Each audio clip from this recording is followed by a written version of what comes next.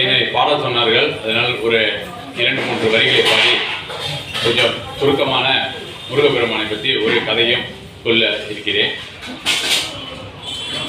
பிடி கிடைக்குமா, அபயம் கரம் கிடைக்குமா, பிடி கிடைக்குமா, அபயம் கரம் கிடைக்குமா, குருநாதன் சன்னதியில் இடம் கிடைக்குமா, குருநாதன் சன்னதியில் நிழல் கிடைக்குமா. பஞ்சாமரத்தை கொடுத்துருக்காங்க ஐயா. அந்த பஞ்சாமரத்தை சாப்பிட்டுட்டே பேசலாம்னு நினைக்கிறேன் நான். இதை ஒன்றும் பிரச்சனை இல்லை. இந்த பாடலை நான் காலை நேரத்தில் இந்த பாடலை முழுமையாக பாடிடுறேன். அதுக்கு முன்னாடி ஒரு சின்ன விஷயத்தை நான் சொல்கிறேன். நம்ம கைலாசநாதர் ஆலயம் கைலாசத்தில் ஒரு கைலாசநாதர் இருக்காரு, காஞ்சியில் ஒரு கைலாசநாதர் இருக்காரு, அதோட நம்ம திருவாரூரில் ஒரு கைலாசநாதர். இதெல்லாம் ஒரு பழமையான ஆலயங்கள் இருக்கிறதுனால இந்த ஆலயத்தில் வழிபட்டு செல்ற அனைவரும் நலமாக இருக்கிறார்கள் என்று சொல்லிக் கொண்டிருக்கிறார்கள். அது மட்டும் அல்லாமல்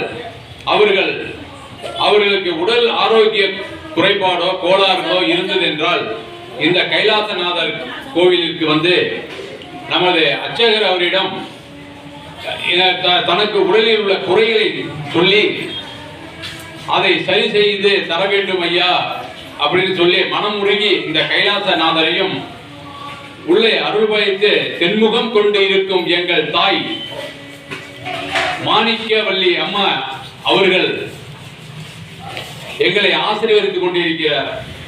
அவர்களுடைய ஆசீர்வாதத்திலையும் இந்த கோவிலுக்கு வரக்கூடிய அனைவரும் மிகவும் சிறப்பாகவும் மன மகிழ்ச்சியாகவும் இந்த கோவிலுக்கு தொண்டு செய்ய வந்து கொண்டுதான் இருக்கிறார்கள். அவர்களுக்கு எல்லாரும் அவர்கள் குடும்பத்தில் இருக்கக்கூடிய அனைத்து பிரச்சனைகளையும் துன்பங்களையும் கொடுத்து எங்களது கைலாசநாதர் உடனுரை மாணிக்கவல்லி தாயார் அருமையாக எங்கள் புலவரையா இந்த பாடலை ஏதாவது திருவிளையாடல் சொல்லும் போது இந்த பாடலை ஏற்றவர் யார்? அவர் எங்களுடைய கோவிலுடைய அர்ச்சகர். இதை நீங்கள் பாடியது நல்லா இருக்குது, எனக்கு குரல் நல்லா இருக்குன்னு சொல்லி என்ன பாட சொன்னாங்க. அது மட்டும் இல்லாமல் கோவில் அர்ச்சகர் ஐயா அவர்கள் இந்த பாடலை எழுதி கொடுத்து ஐயாவை பாட சொல்லி ஐயா பாடிக்கிட்டே இருக்கிறாரு. இந்த பாடலை தொடர்ந்து கேட்டுக்கிட்டு இருக்கிறாங்க. எல்லாருக்கும் இனிமையான ஒரு பாடல். ஆனா இன்னைக்கு ஐயாட்ட ஐயா அந்த பாடலுக்கான விளக்கங்களை அதான் இன்று காலையில் ஐயா இந்த பாடலுடைய விளக்கத்தை சொல்லிட்டு நீங்க பாருங்க அப்படின்னு சொன்னோன்னே கொஞ்சம் கூட யோசிக்கவே இல்லை. நாங்களும் யோசனை பண்ணுவோம், அதான் பாடல் மட்டும் பாடிட்டாங்களா ஐயா, அதுக்கான விளக்கங்களை தருவாங்களோ அப்படின்னு சொல்லி ரொம்ப யோசனை விட்டு தான் நாங்கள் உட்கார்ந்துருந்தோம். ஆனா ஐயா உடனடியா அந்த கதைகளை சொல்லி கண்டிப்பா கண்டிப்பா உடனடியா அந்த பாடலுக்கான விளக்கங்களை கரெக்டான முறையில கொடுத்து எங்களுக்கு அப்படியே வெயில் சிலுத்து போய் உடனே ஐயா உள்ள பூஜை பண்ணிட்டு இருக்கிறவரு வெளியில அடடா நான் என்ன நினைச்சு எழுதணும், என்ன கருத்துக்களை வச்சு உள்ள வச்சு எழுதணும், அந்த அனைத்தையும் நீங்க சொல்லிட்டீங்களே, நான் சொல்லாமே நீங்க சொல்லிட்டீங்களேன்னு சொல்லி காலையில ஒரு பெருமைக்குரிய ஒரு விஷயம் இந்த ஆலயத்தில் நடந்துச்சு. அதுக்கு தான் ஐயா அதாவது இது இந்த விளக்கங்களை கொடுக்கறதுக்கான ஐயாவுக்கு அந்த இதை பண்ணது நம்ம உள்ள இருந்த தென்முகம் தாய் எங்களுடைய மாணிக்கவல்லி அம்மையார் அவர்கள் ஐயாவுக்கு இன்னும் சில விளக்க உரைகள் நிறைய எங்களுக்கு சொல்லிக் கொடுக்கணும். இந்த ஆலயத்தில் ஏதோ 1000 நாள் நெருங்கிடுச்சு. 996 நாள் ஐயா, இன்னும் 4 நாள் தான் இருக்கு. இந்த 4 நாள்ல ஒரு சிறப்பு என்னன்னு கேட்டீங்கன்னா, ஒரே 1000 நாள்ல ஒன்றும் பண்ண முடியாது. ஒரு வாரம் இல்லை ஒரு 10 நாள் டைம் எடுத்து ஐயாவின் 1000 நாளான நிறைவு நாளை மிக அருமையாக ஒரு ஏதோ எங்களால் முடிந்த அளவுக்கு ஒரு சின்ன விழாவாக எடுத்து அதை ஐயாவை கௌரவப்படுத்தும் வகையில் நாங்கள் அதை செய்யலாம் என்று இருக்கிறோம். இப்பொழுது இதை செவியில் வாங்கக்கூடிய அனைவரும் இதில் கலந்து கொண்டு ஐயாவை பெருமைப்படுத்த வேண்டும் என்று கேட்டுக்கொள்கிறோம். 1000 நாள் சரி, ரைட்டு, ரொம்ப சந்தோஷம். இப்போ அது மட்டும் இல்லாமல் என்ன கேட்டீங்கன்னா, 1000 நாட்கள் முடிந்த பிறகும் மீண்டும் ஐயா அவருடைய பணியை இது ஆலயத்தில் தொடர வேண்டும். அவர் கூட நாங்களும் வந்து இந்த பணியை தொடர வேண்டும். ஏனென்றால் குரு இல்லாத இடத்தில் சிஷியனுக்கு என்ன வேலை? குருவே இல்லை, சிஷியன் நான் எப்படி சொல்லிட்டு இருக்க முடியும்?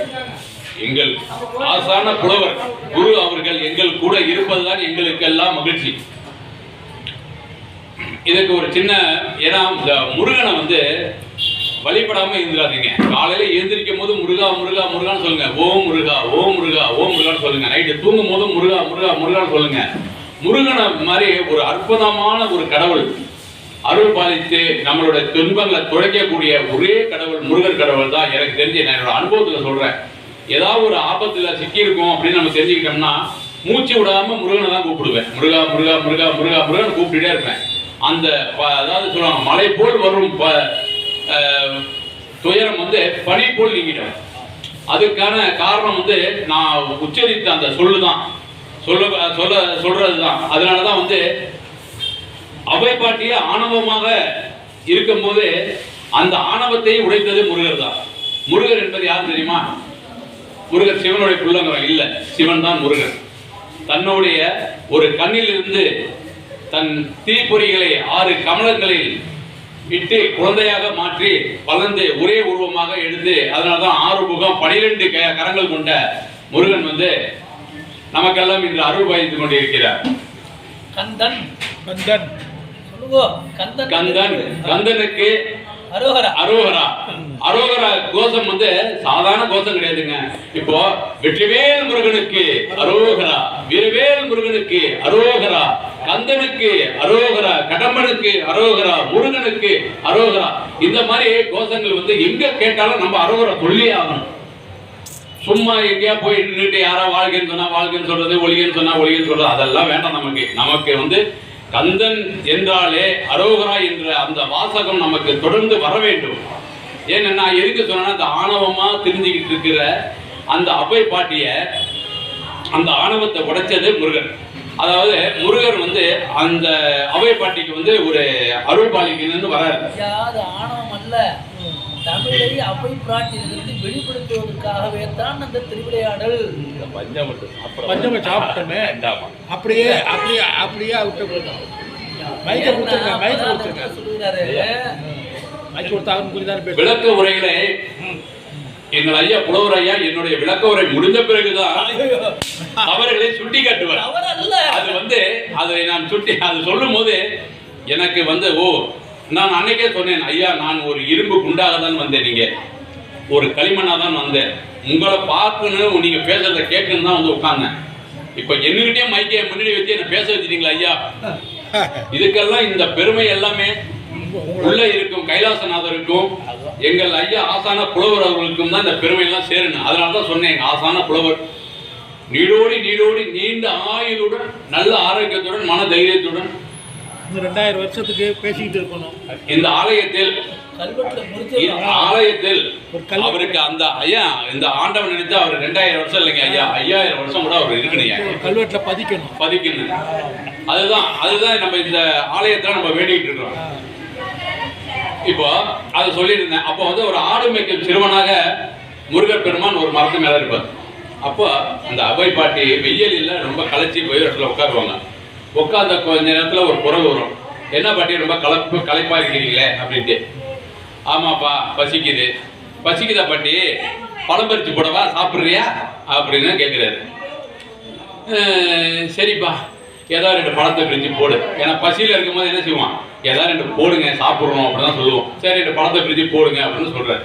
அவையார் சொல்லும் போது உடனடியாக அவரு அடுத்த கேள்வி கேட்கிறாரு, பாட்டி உனக்கு சுட்ட பழம் வேணுமா சுடாத பழம் வேணுமான்ட்டு. உடனே அவையார் தகைச்சு போய், என்னப்பா இது, நானே பசியில் இருக்கேன், நீ இப்போ வந்து சுட்ட பழம் வேணுங்கிற சுடாத பழம் வேணுமான்னு கேட்குறிய, நான் என்ன பதில் சொல்ல இதுக்கு அப்படின்ட்டு. இல்லை பாட்டி சும்மா சொல்லு பாட்டி, நான் உனக்கு தர்றேன் அப்படின்னு சொல்றேன். சரிப்பா சுடாத பழமே கொடு அப்படின்னு சொல்லும் போது அவங்க நாகப்பழத்தை வந்து உழுக்கிறார். அதாவது எல்லாருக்குமே தெரியும், நாகப்பழம் தன் மரத்திலிருந்து கீழே வரும்போதே வந்து அந்த பூமியை தொடும்போது தன் பழம் காயமடைந்து அதில் உள்ள நாகப்பழத்தில் உள்ள அந்த இது வந்து அந்த பூமியில் பட்டுவிடும். சதைகவும் அந்த உள்ளே இருக்கும் அந்த நீரும் அது பூமாதேவிக்கு அந்த பழம் செய்த அர்ச்சனை மாதிரி ஆகிவிடும். அதை எடுத்து நம்ம பார்த்தோம் என்றால் அங்கே இருக்கும் மண்ணோ தூசோ ஏதோ ஒன்று ஒட்டி இருக்கும். பழங்கள் கீழே விழுந்து விட்டது. உடனடியாக பழங்கள் கீழே விழுந்து விட்டதே என்று உடனே அவை பாட்டி போய் அந்த பழத்தை எல்லாம் பொறுக்கி எடுத்தோடனே மணலாக இருக்கிறது. அப்பொழுது அந்த பாட்டி அந்த மணலை ஊதுகிறார். அப்பொழுது அந்த முருகன் பெருமான் கேட்கிறார், என்ன பாட்டி பழம் சுடுதா அப்படின்னு கேட்கிறாரு. உடனே அப்ப அந்த பாட்டியினுடைய கருத்து என்ன இருக்கு, 1000 கோடாலிகள் கொண்டு உடைக்க முடியாத இந்த கருங்காலி மரத்தையே உடைத்து விட்டேன் யார் அப்படின்னு கேட்கிறார். ஏன் பாட்டி எனக்கு தெரியலையா உனக்கு அப்படின்னு. அதனாலதான்ப்பா கேட்கிறேன் சொல்லுப்பா அப்படிங்கும் போது முருகர் தன்னுடைய சுயரூபத்தை காட்டும் போது மிக அருமையா இருக்கும். அந்த கதையை கேட்கும் போதும் அந்த காட்சிகளை அமைச்சதும் நல்ல அருமையான ஒரு இதா இருக்கும். இது எதுக்குன்னா எப்பயுமே முருகனை வந்து நம்ம வழிபடணும். இப்போ இருக்கோம் இந்த கைலாசநாதர் கோவில், இவர் உட்கார்ந்து இவர்கிட்ட வேண்டி விரும்பி நம்ம என்ன கேட்கிறோமோ எல்லாத்தையுமே கொடுப்பார். நமக்கு என்ன உடல் ரீதியாக என்ன ஆரோக்கிய கோளாறு இருந்தாலும் இவர்கிட்ட சொல்லுங்க.